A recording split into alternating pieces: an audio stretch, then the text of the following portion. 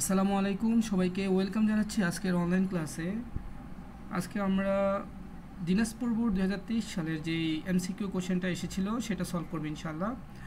তো চলুন দেখি আমরা কোশ্চেনটা সলভ করার সাথে সাথে আমি কিছু কথা বলে রাখবো, ওগুলো প্লিজ তোমরা খাতায় অবশ্যই নোট করে রাখবা, যাতে পরবর্তীতে তোমাদের যখন রিভিশন দিবা তখন এটা তোমাদের জন্য কাজে দিবে। তো চলো আমরা মূল আলোচনা চলে যাই। দেখো এখানে প্রথম প্রশ্নটা বলেছে, রোবট গঠনে কয়টি নির্দিষ্ট বিশেষত্ব রয়েছে। বিশেষত্ব বলতে এখানে ফিচার বা এরকম কিছুই বলতে চেয়েছে। তো এই প্রশ্নটার একটু কমপ্লেক্স উত্তর। এখানে এই প্রশ্নটার মধ্যে তোমার যদি উপকরণ বলতো বা কম্পোনেন্ট বলতো তাহলে একরকম অ্যান্সার হতো। এখানে যেহেতু ফিচার বলেছে, তো এখানে মেইনলি মেজর তিনটা ফিচার কাজ করে। একটা হলো মেকানিক্যাল, আরেকটা হলো ইলেকট্রিক্যাল, আর হচ্ছে প্রোগ্রামিং। মূলত এই তিনটা জিনিস কাজ করে। এছাড়া যদি কম্পোনেন্ট বলতো তাহলে আমাদের এখানে অ্যাকচুয়েটর, পাওয়ার সাপ্লাই, ঠিক আছে, এই জিনিসগুলো আসতো। ওকে, কোয়েশ্চেন নাম্বার 2তে বলেছে, কৃত্রিম বুদ্ধিমত্তা প্রয়োগের ক্ষেত্রে যে সকল প্রোগ্রামিং ভাষা ব্যবহার করা হয় তা হলো। কৃত্রিম বুদ্ধিমত্তায় এখানে দুইটা ভাষা দেওয়া আছে, একটা তো ম্যাথল্যাব আর একটা হলো শার্ডব্লু। এই দুইটা ভাষা ইউজ করা হয়। আর সিএসএস HTML এ আমরা যখন সিএসএস মানে ক্যাসকেডিং স্টাইল শিট, HTML যখন স্ট্যাটিক ওয়েবসাইট থাকে, ওয়েবসাইট ডিজাইন করতে আমরা CSS ইউজ করি। ওকে, তাহলে এখানে এই CSSটা আসবে না, এখানে আনসার আসবে 1 আর 2, তার মানে এটা হবে অ্যান্সার। ওকে, নাম্বার, এবার আমরা একটা স্টেম দেওয়া আছে এখানে, আমরা দেখি এখানে কি বলতে চেয়েছে। বলেছে সেলিমিয়া কৃষি বিশ্ববিদ্যালয়ের শিক্ষার্থী, সে এক ধরনের প্রযুক্তি ব্যবহার করে জমিতে উচ্চ ফলনশীল হাইব্রিড জাতের ফসল উৎপাদন করে। এই যে উচ্চ ফলনশীল, এই হাইব্রিড, এই কথাগুলো আসলেই তখন এটাকে জেনেটিক ইঞ্জিনিয়ারিং অন্তর্ভুক্ত হয়, কারণ জেনেটিক ইঞ্জিনিয়ারিং জিন নিয়ে কাজ করে, আর জিনের মাধ্যমে কাজ করে তারা কি করে, নতুন নতুন ফসল উদ্ভাবন করে, রাইট। তার মানে এখানে জেনেটিক ইঞ্জিনিয়ারিং অ্যান্সারটা হবে। ওকে, নাম্বার ফোর এখানে বলেছে উদ্দীপকে সেলিম মিয়ার ব্যবহৃত প্রযুক্তিটির লক্ষ্য, মানে এই প্রযুক্তিটা আমরা কি কি লক্ষ্যর জন্য ইউজ করি সেটাই বলেছে এখানে। এখানে ফসল উৎপাদন বৃদ্ধি করা, হ্যাঁ, আমরা প্রোডাকশন বৃদ্ধি করার জন্য অবশ্যই আমরা এই প্রযুক্তিটা ব্যবহার করব। 2 নম্বর বলেছে রোগ প্রতিরোধের ক্ষমতা হ্রাস, না, আমরা রোগ প্রতিরোধ ক্ষমতার জন্য এটাকে ব্যবহার করতে, এটার মাধ্যমে রোগ প্রতিরোধ ক্ষমতা হয় না। আগাছা সহিষ্ণু করা, আগাছা সহিষ্ণু করা মানে হচ্ছে ওই মানে এনভায়রনমেন্টের সাথে যাতে সে অ্যাডজাস্ট করতে পারে, ওইখানে যদি কোনো রকমের আগাছা থাকে সেই কৃষিজ পণ্যটা যাতে সেটার সাথে অ্যাডজাস্ট করতে পারে, সেটার জন্য আমরা জেনেটিক ইঞ্জিনিয়ারিং ইউজ করি। ওকে, তার মানে এখানে অ্যান্সার হবে 1 and 3, খ নাম্বার হচ্ছে আমাদের রাইট অ্যান্সার। ওকে, এবার আমরা কোশ্চেন নাম্বার 5-এ চলে যাব। ফোন কল ভিআইপি, আমরা যেটা দিয়ে কথা বলি এটাকে বলে ভয়েস ওভার ইন্টারনেট প্রোটোকল, এটাকে বলে VoIP।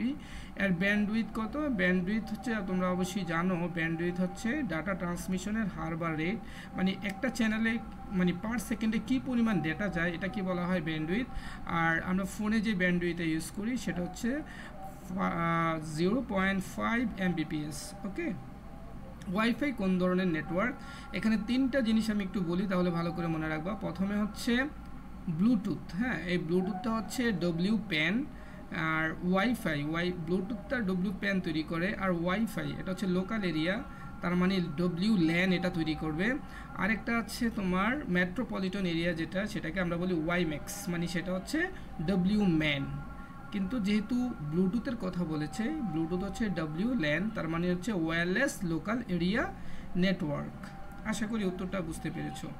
এবার দেখো নাম্বার 7 বলেছে সিঙ্গেল মোড ফাইবারের কোরের ব্যাস কত মাইক্রন। এই প্রশ্নটা আসছে চ্যাপ্টার 2 থেকে, এটা মেজর চলে আসছে হচ্ছে অপটিক্যাল ফাইবারের যে একটা ফাইবার থাকে, ওই ফাইবারের মাঝখানের ভিতরে কতটুকু, মানে ওইটা যে মানে তোমার রেডিওমিটার বা ওটার যেই তোমার ব্যাস, হ্যাঁ, ওই ব্যাসটা হচ্ছে ডায়ামিটার, যেটা ওই ডায়ামিটারটা হচ্ছে কতটুকু ডিস্টেন্সের। এটার মানে রাইট অ্যান্সারটা হওয়া উচিত ছিল 8 থেকে 10, কিন্তু এখানে 8 থেকে 10-এর নিয়ারেস্ট কোনোটাই অ্যান্সার নেই, যেহেতু 8 থেকে 12 আছে, তার মানে আমরা এটাকেই অ্যান্সার হিসাবে অ্যাকসেপ্ট করব। ওকে, এবার দেখো পরবর্তী প্রশ্নটা বলেছে ম্যাশ টপোলজিতে 10টি নোড মানে হচ্ছে 10টি কম্পিউটার জন্য মোট কত, তার সংখ্যা কতটি, হ্যাঁ, তার মানে এটার একটা ফর্মুলা আমরা জানি যে n ফর্মুলাটা যদি তোমরা না জেনে থাকো আমার সাথে লিখে ফেলো, n ইন্টু n মাইনাস 1, এটাকে আমরা 2 দিয়ে ডিভাইড করব, তাহলে আমরা তারের সংখ্যাটা পেয়ে যাব। এটাই হচ্ছে ফর্মুলা। এটা আমরা যদি লিখি তাহলে হয়ে যাবে। এবার দেখো n মানে হচ্ছে তোমার নোট সংখ্যা, তো এখানে নোট সংখ্যা কয়টা আছে? 10টা। তাহলে n এর জায়গায় 10 বসাও। তো n এর জায়গায় এখানে যদি 10 বসাই, দেখো আরেকটা n এর জায়গায় কী হবে? n মাইনাস 1, তাহলে মানে 10 মাইনাস 1, তার মানে এটাকে কত দিয়ে, এটা তো গুণ সম্পর্ক তার মধ্যে, তার মানে এখানে আসবে 9। আর ডিভাইড কত? দেখো তো ডিভাইড 2, তো 2 আছেই। তো এটাকে এবার যদি আমরা একটু কাটাকাটি করি, দেখো এখানে 10 কয়বার যায়? 2 বার যায়, মানে 2 এর মধ্যে 10 5বার ভাগ করা যায়, তাহলে এখানে তো তোমার 5, আর এই 5কে 9 দিয়ে যদি গুণ দিই, 5 9 45 আছে, 45, রাইট। হিয়ার এটাই হচ্ছে আমাদের অ্যান্সার। ওকে, এবার আমরা নাম্বার 8-এ চলে যাব। নাম্বার 9, নাম্বার 8 শেষ। এখানে বলছে ক্লাউড কম্পিউটিং।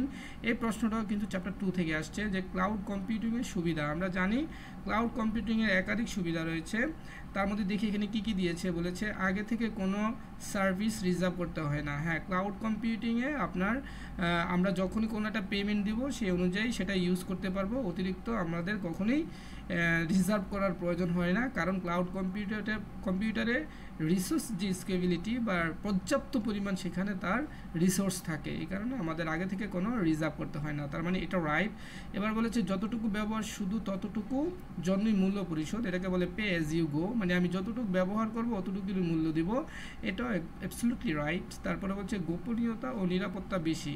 আসলে ক্লাউড কম্পিউটিং আমাদের হাতের কন্ট্রোলে থাকে না, এই কারণে এটাকে আমরা কখনোই নিরাপত্তা বেশি বলতে পারি না। তার মানে আমাদের অ্যান্সার হবে 1 and 2। ওকে, এবার নাম্বার 10। নাম্বার 10-এর মধ্যে আমরা বাইনারি অ্যাডিশন করব। এটা তোমরা স্বাভাবিকভাবেই করতে পারো, বসিয়ে 0 নিচে 0। তো আমি এই যে এই প্রথম যে মানটা আছে, এই মানটার নিচে আমি এই মানটা লিখব। তাহলে এখানে কত আছে? 1010 পয়েন্ট। তার মানে এখানে দেখো 3টা আর এখানে 4টা, তার মানে একটা সংখ্যা এখানে আমরা নিচ পিছন থেকে ধরবো 1। আমি এটাকে একটু থিকনেসটা কমিয়ে নিই, তাহলে আমার একটু সুবিধা হবে। আচ্ছা, ফাইন। ওকে, ফাইন। আচ্ছা, এখানে 1, এখানে হচ্ছে আমার 0, তারপরে এখানে হচ্ছে আমার আবার 1। ওকে, তারপরে এই পয়েন্টটা ঠিক রাখবো। হ্যাঁ, পয়েন্টটা ঠিক রাখবো। দেন আমাদের এখানে কত আছে? 101। তার মানে এখানে একটা 1, এই 1-এর নিচে 1 লেখার চেষ্টা করব, 0, তারপর হচ্ছে আমার 1। আর এই যে একটা সংখ্যার সাথে একটা সংখ্যা কম আছে, সেই কারণে সেই সংখ্যাটাতে পুড়িয়ে দেওয়ার জন্য একটা 0 বসাবো। এইখানে একটা সংখ্যা কম ছিল, সেটা আমরা করার জন্য এখানে 0 বসাবো। আমরা সবসময় পয়েন্টের নিচে পয়েন্টটা ঠিক রাখবো। এবার তোমরা একটু লক্ষ্য করো, এই 0 আর 1 যোগ করলে তোমরা জানো 1 হয়। তারপরে এখানে দেখো 0 আর 1 যোগ করলে এবার 1, উপরে 0 নিচে 1, তার মানে 0 আর 1 যোগ করলে আবার কত হবে? 1ই হবে। তারপর এখানে আমরা দেখব যে উপরে 1 নিচে 0, তার মানে এখানেও 1 হবে। তারপর এখানে কি আছে? এখানে 1 আর 1 প্লাস যোগ করলে 10 হয়, 10-এর আমরা 0 লিখব। আমাদের রিমাইন্ডার কত থাকবে? 1 থাকবে। এই 1-এর সাথে 0 যোগ করলে, আবার 0 যোগ করলে সেই 1ই আসবে, কিন্তু এখানে আমাদের দশমিকটা দিতে হবে 1। ওকে, তারপরে এখানে 0 আর 1 যোগ করলে কত হবে? 1 হবে। তারপর এখানে 0 আর এখানে 1 যোগ করলে 1 হবে, আর ওই 0 আর 1 যোগ করলে 1 হবে। তাহলে আমরা দেখি এরকম কোনো অ্যান্সার আছে কি না। 4টা 1.0111, কোথাও কি এরকম আছে? আমরা এখানে 4টা 1 2 3 4টা 1 এরকম তো নেই। আচ্ছা, আমরা একটু আরেকবার দেখি আমাদের যোগটা হয়েছে কিনা। এতটুকু পর্যন্ত মনে আমাদের ঠিক আছে, 0 3টা 1 এতটুকু পর্যন্ত ঠিক আছে। তারপরে আমরা 1 0 1, আচ্ছা, তাহলে এই 1 আর 0 যোগ করলে 1 হবে, 0 আর 1 যোগ করলে এখানেও 1 হবে, তারপরে 1 আর 0 যোগ করলে এখানেও 1 হবে। এখানে অ্যান্সার এটাই হবে, তোমরা বাইনারি যোগ করে দেখবা অ্যান্সারটা এরকমই আসবে। ওকে, ফাইন। আমরা পরের প্রশ্নে চলে যাই। বলেছে আজকে করে যান্ত্রিক নিয়ন্ত্রণের জন্য কতটি কোড আমরা ব্যবহার করতে পারি। আজকে কোড মেইনলি হচ্ছে American standard code for information interchange, এটা হচ্ছে আজকি কোড। হ্যাঁ, তো এই ASCII কোডের মধ্যে আমরা যান্ত্রিক নিয়ন্ত্রণের জন্য ASCII কোড মেইনলি কত বিটের কোড তোমরা জানো, এটা হচ্ছে মেইনলি হচ্ছে 8 বিটের কোড। হ্যাঁ, তো এখন এই 8 বিটের কোডের যান্ত্রিক নিয়ন্ত্রণের জন্য আমরা প্রথমে 1 থেকে 32টি কোড ইউজ করতে পারি। তার মানে আমাদের অ্যান্সারটা আসবে এখানে 1 থেকে 32। এগুলো হচ্ছে আমাদের ইন্টারনাল, আমাদের পিসিতে মানে আমাদের ইন্টারনাল যে কম্পিউটারের কাজ হয় সেই কাজের জন্য এই কোডগুলো ইউজ করা হয়। ওকে, নাম্বার 12 বলেছে ওয়েবসাইট পাবলিশ করার জন্য এমন একটি সার্ভার কম্পিউটার রাখতে হয় যা সর্বক্ষণ সচল থাকবে। অবশ্যই সর্বক্ষণ সচল না থাকলে ওই সার্ভার তো কাজ করবে না, সার্বক্ষণিক ইন্টারনেটের সাথে যুক্ত থাকতে হবে। রাইট, এটা সঠিক। পাবলিক আইপি অ্যাড্রেস থাকতে হবে। হ্যাঁ, তার মানে আমরা যদি কোনো একটা সার্ভিস চালাতে চাই অবশ্যই আমাদের পাবলিক একটা আইপি অ্যাড্রেস না থাকলে আমরা কাস্টমারকে তাদের প্রয়োজন অনুযায়ী সেবা দিতে পারবো না। এবার 13 নম্বর বলেছে প্রবাহচিত্রের কোন প্রতীকটি প্রসেস বা প্রক্রিয়াকরণের জন্য ব্যবহার করা হয়। এটা তোমরা সবাই জানো, এটা হচ্ছে আমাদের আয়ত। আর বাকিগুলো আমি বলে দেই, এটা হচ্ছে ডিম্বক শেপ অথবা ওভাল বলে, এটাকে স্টার্ট করা বা ইন করার জন্য আমরা এটা ইউজ করি। আর এই যেই ডায়মন্ডের মতো শেপ, এটাকে আমরা ইউজ করি হচ্ছে ডিসিশন নিতে, সিদ্ধান্ত নিতে। আর যে সামন্তরিক রয়েছে এই সামন্তরিকটা আমরা ইউজ করি ইনপুট অথবা আউটপুট দেখানোর জন্য। ওকে, এবার দেখো পরবর্তী অ্যান্সারটা একটু আমাদের সময় নিতে হবে, কারণ এখানে একটা লজিক গেট দেওয়া আছে। এই লজিক গেটে দেখো কিভাবে লজিক গেট সলভ করতে হয় একটু যদি খেয়াল করো। দেখো এটা হচ্ছে পি এর কেবল, আর এটা হচ্ছে এটা পি এর, আর এটা হচ্ছে কিউর। দেখো পি এর ভিতরে কিউর ভিতরে একটা নট আছে, তো কিউর ভিতরে নটটা থাকার কারণে আমি একটু থিকনেসটা কমিয়ে নিব, তাতে এটা করতে সহজ হয়। তো এখানে দেখো কিউর ভিতরে নট আছে, তার মানে হচ্ছে কিউ বার। আমি যেইভাবে কোশ্চেনটা সলভ করি তোমরা এইভাবেই করার চেষ্টা করবা। তো এখানে কিউ বার আর এখানে হচ্ছে তোমার পি। রাইট, তো এটা হচ্ছে আবার একটা অর গেট। তো আমরা জানি অর গেটের কাজ হচ্ছে দুইটার মধ্যে কি করা, যৌক্তিক যোগের কাজ করা, মানে লজিকের যোগ করবে। তো এখানে হচ্ছে কিউ বার। রাইট, এতটুকু পর্যন্ত আমরা বুঝে গেলাম। দেন এটা দেখো অনুরূপভাবে এখানে পি একটা নট আছে, তার মানে এখানে পি নট। রাইট, আর এখানে তোমার কিউ আছে, তো পি নট আর কিউ এই দুইটা আবার অর গেটে যোগ হলে কি হয়, পি নট, আর এখানে তোমার কি আসলো, প্লাস কিউ। ওকে ফাইন, এইবার দেখো পি নট প্লাস কিউ পেয়ে গেলাম। এখন মাঝখানে আবার আমার একটা ন্যান্ড গেট আসছে। তো ন্যান্ড গেট তোমরা জানো ন্যান্ড গেট হচ্ছে গুণের সম্পর্ক, আর যেহেতু এটা ন্যান্ড আর এটার উপরে কি হয়ে যাবে, একটা বার হয়ে যাবে। তো আমরা এই যে আউটপুটটা একটু এখানে আমি লিখতেছি, এটার আউটপুটটা কিন্তু এখানে একসাথে লিখতেছি। হ্যাঁ, তো এখানে দেখো আমার গুণের সম্পর্ক হবে, এখানে আমার গুণ, তাহলে এখানে কি থাকলো পি, এখানে হচ্ছে আমার আচ্ছা এখানে পি বার, আর এই কিউর উপরে ভার হবে না কারণ কিউ তো নর্মালি ছিল। ওকে, আচ্ছা এখানে হচ্ছে আমার কি ছিল, কিউ। তো আমরা এখানে অনুরূপভাবে এইটাকে এখানে নিয়ে আসব। তো পি বার প্লাস কিউ, এই পি বার প্লাস কিউ। ঠিক আছে, আমি এক লাইনে একটু করার জন্য চেষ্টা করছি যাতে একটু সময়টা কম লাগে। আচ্ছা, এটা হচ্ছে আমার এটার জন্য, আর এই যে একটা নট আছে এই নটের জন্য উপরে একটা হোল বার দিতে হয়। তোমরা এগুলো খুব ভালো করে জানো। তো এটার উত্তরটা আমি এই নিচে লিখি। এবার দেখো উপর দিকে তাকাও, এটা যেহেতু গুণের সম্পর্ক আছে, তো এই দুইটার মধ্যে প্রথমে সবসময় আগে বারের কাজ করতে হয়। এই বারকে আমি এখন কেটে দিব। তো বারটাকে কেটে দেওয়ার জন্য দিলে কি হবে, গুণের জায়গায় যোগ হয়ে যাবে। তাহলে এখানে কি হবে, পি প্লাস কিউ বার, একটু খেয়াল করো, P plus Q bar, P plus Q bar, এটার উপর ভারটা চলে আসবে। আচ্ছা, এখানে গুণটা যোগ হয়ে যাবে, আর এখানে কি আসবে, P bar plus Q. Right, okay. এবার দেখো তোমরা এবার জিনিসটা আরও ভালো করে বুঝতে পারবো। আমরা দুইটা লাইন একসাথে করব এখন।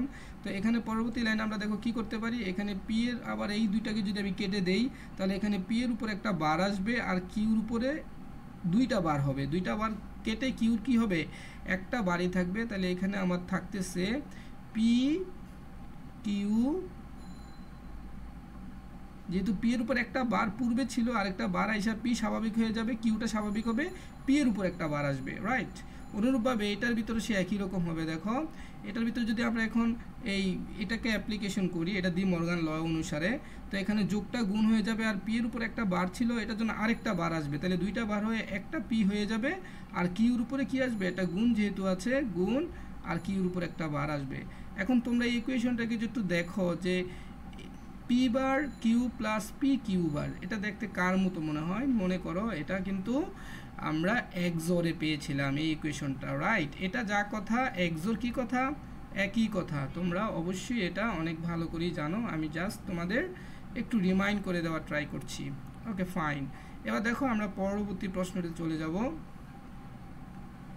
ওকে, এবার বলেছে এফ এর সরলীকৃত মানকে মোট কয়টি মৌলিক গেট দ্বারা বাস্তবায়ন করা হয়েছে? দেখো মৌলিক গেট টোটাল হচ্ছে তিনটা, আমরা জানি, একটা অ্যান্ড গেট, একটা নট গেট আর একটা অর গেট। তো এখানে গেট কয়টা তোমরা যদি একটু খেয়াল করো, দেখো এই প্রথমে এই যে একটা নট গেট, ভালো করে বুঝো, মানে এই প্রশ্নগুলো কিন্তু প্রায় সিকিউতে থাকে, একটু বোঝার চেষ্টা করো। এখানে এ একটা নট গেট, এ একটা নট গেট, তাহলে নট গেট হলো দুইটা, আর এখানে হচ্ছে একটা অর গেট, এগুলো সবই হচ্ছে তোমার মৌলিক গেট, তাহলে তিনটা, এখানে আরেকটা অর গেট, চারটা, এখানে তোমার আরেকটা কি গেট আছে, ন্যান্ড গেট, তাই তো। টোটাল তাহলে একটা, দুইটা, তিনটা, চারটা, টোটাল কিন্তু আমাদের এখানে 5টা গেটের ব্যবহার আমরা দেখতে পারছি। তো এখানে কি কোথাও 5টা আছে? হ্যাঁ, এটাই হচ্ছে আমাদের অ্যান্সার। ওকে, এবার দেখো পরবর্তী প্রশ্ন বলেছে HTML এর লিঙ্ক ট্যাগ হিসাবে, আমরা জানি লিঙ্ক ট্যাগ হিসাবে এ ট্যাগ ইউজ করা যায়, আর এটার অ্যাট্রিবিউটরটাকে আমরা বলি href, মানে হাইপার লিঙ্ক রেফারেন্স, তোমরা জানো। আচ্ছা, এবার নাম্বার 17 বলেছে HTML কোড। দেখো এই যে একটা HTML একটা কোড দিয়েছে, এই কোডটার কোনটাকে কি বলে? মনে রাখবা, প্রথমে যে অ্যাঙ্গুলারের পরে যে জিনিসটা থাকবে পি বা এখানে যে কিছুই থাকুক, এটাকে আমরা বলবো ট্যাগ। এটার পরে যদি কোনো কিছু ছাড়াই কোনো কিছু থাকে, ওটাকে আমরা বলবো অ্যাট্রিবিউট। আর অ্যাট্রিবিউটের পরে অবশ্যই ইকুয়াল দিতে হয়, এবং তারপরে দুইটা কোটেশনে আমরা যেটাকে দেখব সেটাকে বলবো ভ্যালু। আবারও বলি, এটাকে ট্যাগ বলে, তারপরে অ্যালাইন, এটাকে বলবো অ্যাট্রিবিউট, আর এটার ইকুয়াল দিয়ে যেটা থাকবে সেটা হচ্ছে ওই অ্যাট্রিবিউটের ভ্যালু, ঠিক আছে। আর এটা হচ্ছে আমরা টেক্সটে দেখতে পারবো, আর এটা হচ্ছে ক্লোজিং। এখানে বলেছে এই অ্যাট্রিবিউট ভ্যালু কোনটি, দেখো এখানে বলেছে এ অ্যাট্রিবিউটের ভ্যালু কোনটি, তো তোমরা অলরেডি জেনে গেছো, এখানে ভ্যালুটা হবে সেন্টার। Okay fine. এবার দেখো পরবর্তী প্রশ্নটা বলেছে আচরণগত বৈশিষ্ট্য বায়োমেট্রিক্স হচ্ছে। বায়োমেট্রিক্স তোমরা জানো দুই রকমের, একটা হলো ফিজিওলজিক্যাল মানে শারীরিক, আর একটা হচ্ছে বিহেভিয়ারাল বা আচরণিক। তো আচরণিকের ভিতরে আমাদের হাতের করা স্বাক্ষর, হ্যাঁ এটা আচরণিক হবে। ডিএনএ পর্যবেক্ষণ, না এটা আচরণিকের ভিতরে পড়ে না। কণ্ঠস্বর, রাইট, এটাও আচরণের ভিতরে পড়ে। তার মানে আমাদের অ্যান্সার হবে 1 and 3। ডিএনএ পর্যবেক্ষণ যেটা, সেটা কিন্তু আমাদের শারীরিক, ওটার মধ্যে পড়ে। হ্যাঁ, এবার বলেছে 90 নম্বর বলছে উচ্চ স্তরের ভাষা লিখিত পুরো প্রোগ্রাম যখন বলেছে, তখন আমরা বুঝে গেছি এটা কম্পাইলার কাজ করবে, আর এক লাইন করে হলে সেটা ইন্টারপ্রেটার কাজ করত। টেবিল ট্যাগে ব্যবহৃত অ্যাট্রিবিউট মনে রাখবা SRC, এটা হচ্ছে ইমেজ ট্যাগের অ্যাট্রিবিউট, আর ALT এটা একটা ইমেজ ট্যাগের অ্যাট্রিবিউট হিসেবে ব্যবহার করা হয়। আর হচ্ছে ফেস হচ্ছে তোমার ফন্ট ট্যাগের জন্য, তিনটে অ্যাট্রিবিউটের মধ্যে একটা হচ্ছে ফেস, কিন্তু এখানে অ্যান্সার হবে বর্ডার, কারণ টেবিল ট্যাগে বর্ডার অ্যাট্রিবিউটটা ইউজ করা হয়। ওকে, নাম্বার 21 দেখো গতি বেশি কিন্তু ধারণ ক্ষমতা কম এরকম মেমোরি, এটা হচ্ছে রেজিস্টার ধারণ ক্ষমতা বা এটার মেমোরি স্পেসটা কম থাকে, বাট এটা খুব স্পিডি।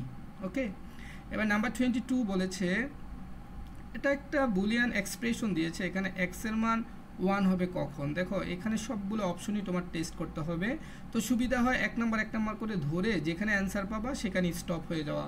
দেখো আমরা প্রথমটা যদি একটু বাই লজিক চিন্তা করি, দেখো এখানে এ বি সি তিনোটার মানই 0, তার মানে দেখো এ এর মানও 0, বি সি এদের মানও 0, তাহলে 0 0 যোগ করলে 0, আর এখানে তার দেখারই দরকার নেই, 0-র সাথে যে কোনো কিছু গুণ দিলে 0 হয়ে যাবে, তার মানে এটা ক্রস, এটা হবে না, ঠিক আছে। এভাবে 2 নম্বরটা দেখি, এ এর মান 1 বি সি 0। আচ্ছা, বি সি এই দুইটা যদি 0 হয়, একটু খেয়াল করো, বি সি 0, তার মানে এই অংশটা 0 হবে, আর এর মান 1। আচ্ছা, এখানে 1 থাকলো, কারণ 0 + 1 এ 1 হয়, এটা তো তোমরা জানো। এবার দেখো এখানে বি সি 0, তাহলে এখানে একটা 0 বসাবো, 0 এখানে 0, এখানেও তোমার 0, তাহলে 0 প্লাস 0তে কী হয়, যদি আমরা এই দুইটাকে 0 প্লাস 0 করি তাহলে 0 হয়, আবার 0কে যদি আমি বার করি সেটা 1 হয়, তাহলে 1-এর সাথে 1 গুণ দিলে 1 হয়। তার মানে আমরা এক্সের মান এই জায়গায় শুধু 1 পেতে পারি।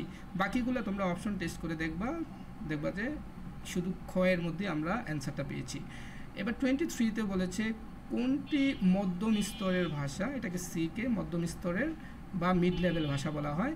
একটি ওয়েবসাইটের কয়টি অংশ থাকে, এটা ডেফিনেটলি দুইটি অংশ, একটা হচ্ছে হেড অংশ আর একটা হচ্ছে বডি অংশ।